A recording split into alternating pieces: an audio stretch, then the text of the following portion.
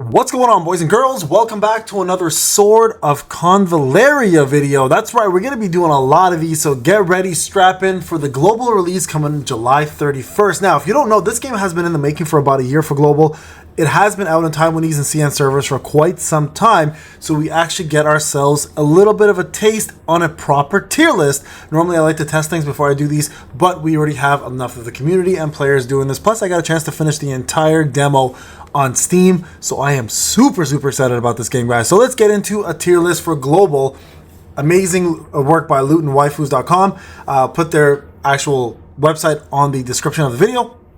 Click it, check it out. They've got a lot of great content here. So we're going to talk a little bit about how this is all set up, what the units are, how they've evaluated these units, and why you should almost take any tier list with a grain of salt. But there's a lot of valuable information with tier lists, so it does help a lot of people organize their thoughts and their process for summoning. So first off, this is a tier list for the global version of Sword of Convallaria based on the current meta of the Taiwanese and the CN server, Chinese servers, making some adjustments to reflect the current version we're playing in global.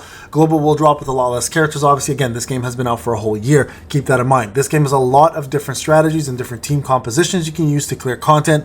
So as usual, please take any tier list you see out there with a grain of salt and use them only as reference. Yes, including this one. I love that.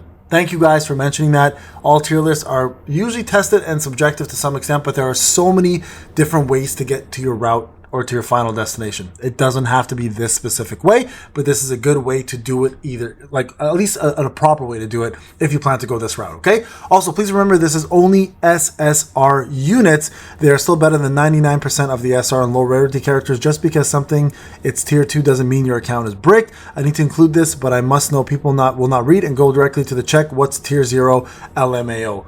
He's absolutely right. So these are SSR units only. Remember, SR units are available in this game. Of course, SSR units are better, as mentioned, than 99% of the SRs out there. But you still have the option to use SRs, obviously, to complete the game. And from what I've heard, there's 100+ hours of free-to-play content on here. You don't have to be pay to win to make it like worthwhile, which is incredible, because any RPG that comes out nowadays usually is very pay to win, but I'm really happy to see that this game specifically is not pushing for that, and that's a amazing thing. So what about our ratings? So here's how the ratings work, so everyone's aware. Tier 0, the best units of the game, can be placed on almost any team. They will work out of the box. Some require investment, but most of them will carry you from early game all the way to end game. Tier 0, that's what everyone's going to want to see. We're going to go into those characters one by one and kind of talk about them as well. Tier 0.5, all these units could be tier 0 if it wasn't for heavy investment, specific team compositions, needing dupes, or mix of the three. They are, of course, units still worth using and investing into. Tier 1, good and strong. Units that can fit into a lot of teams, will help you with game progression at any point and end game will currently have. Tier 1.5, decent units that are usually more niche and use only specific situation, team compositions or elements, making them lose some value outside of that use. And tier 2, just pure niche units in general, not worth investing unless you really like their design or how their kits work. Why only SSR units? Well, that's already been explained. You can clear all content with low rarity units, but since this website is maintained mostly by one person, me, aka Sapphire, thank you so much for this content, by the way. I just don't have enough time to test every single unit in the game, hence limiting this tier list to SSR characters only. So makes sense. One person can't do it all. That's why we, as content creators, will do the testing on your behalf, good sir. So I will definitely be playing free to play on this, and I might make a pay to win. We'll see. I'm a huge tactical fan, huge, and I'm like beyond huge. So I'm very excited for this game. So tier 0, Gloria, Cole, Inanna, and Beryl. These are the characters. I believe we're getting the Gloria banner right away, just so everyone's aware. This character will fill multiple roles on teams depending on investment, DPS, or support. And then this character tier placement is based on their performance as a full supported unit. So this character is placed based on their performance as a healer. So healer and support unit, multiple roles, and of course their role. So let's look at Beryl real quick. Okay, oh, there's an ad. So free to play, spender, whale. So free to play, you want base, good enough. Spender, 2 to 3 dupes, whale, 5. I think that's pretty much going to be the basis for most of these units. Remember, you can grind dupes in this game. This is just a reference for people who want a gacha. Okay, these are the skills right here. You can see the essential skills right there. And then, so here's the skills. I'm a genius. First passive, magic attack increased by 8%. At the start of the action, there's a 50% chance to obtain a random level 2 buff, which lasts 2 rounds and restores an additional energy point. Level 2 buff can include the following: attack 2, critical hit 2, physical defense 2, magic defense 2, movement 1, healing 2, and attribute debuff. Okay, so very important. You guys can tell the limit breaks are going to be available as you get more dupes. So 12% increase, 60% chance.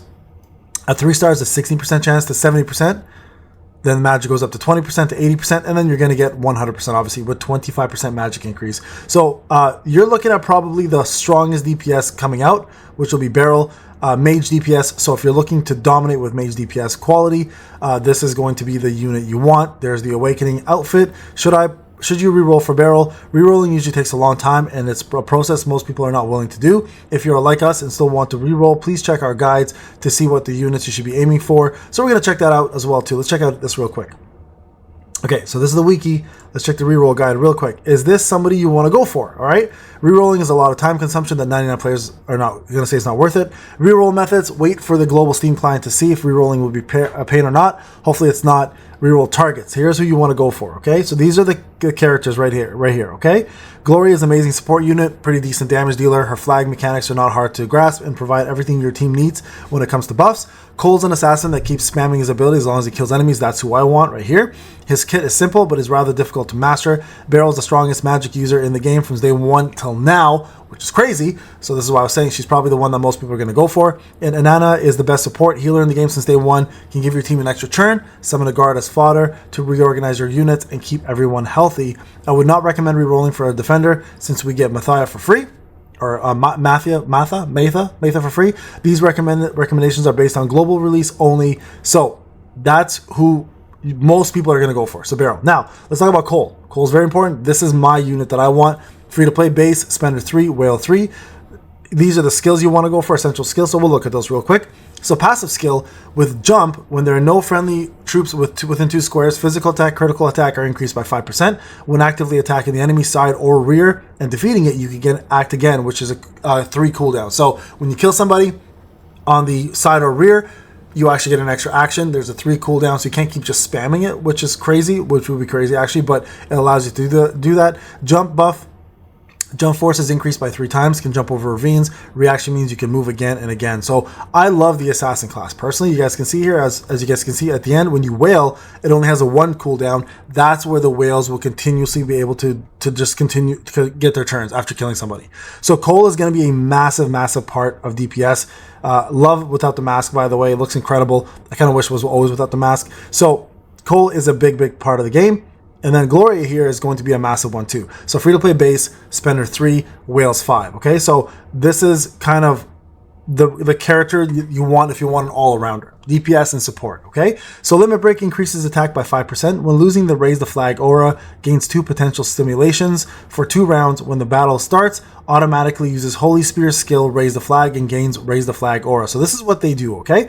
Potential stimulation buff. Attack increased by 20%, defense increased by 40%, gain attribute debuff. So you can't get attribute debuff. Holy Spear, raise the flag support, instant.